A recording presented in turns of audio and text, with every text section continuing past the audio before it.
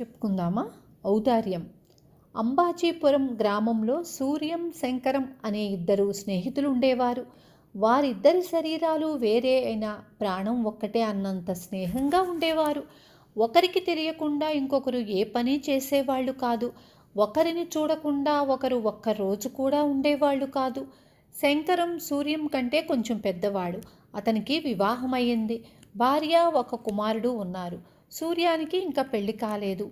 తల్లి, తమ్ముడు ఉన్నారు. ఒకరోజు శంకరం, సూర్యం నది దాటి రావడానికి ప్రయత్నిస్తున్నారు.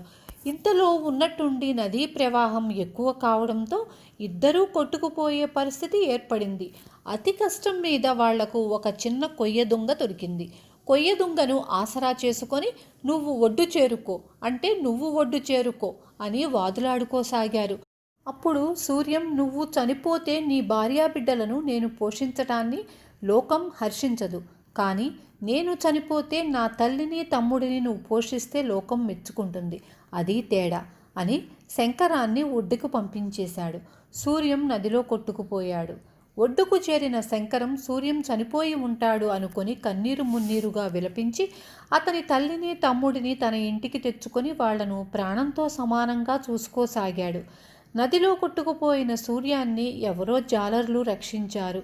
కొంతకాలం తరువాత తిరిగి వచ్చిన సూర్యం స్నేహితుడి ఔదార్యాన్ని మెచ్చుకొని తనకు ప్రాణభిక్ష పెట్టిన సూర్యాన్ని శంకరం ఆలింగనం చేసుకొని కృతజ్ఞతలు తెలిపారు. చూశారుగా పిల్లలు, స్నేహితులంటే ఒకరి కోసం ఒకరు సాయం చేసుకోవాలి. రేపు మళ్ళీ ఇంకొక మంచి కథ చెప్పుకుందాం.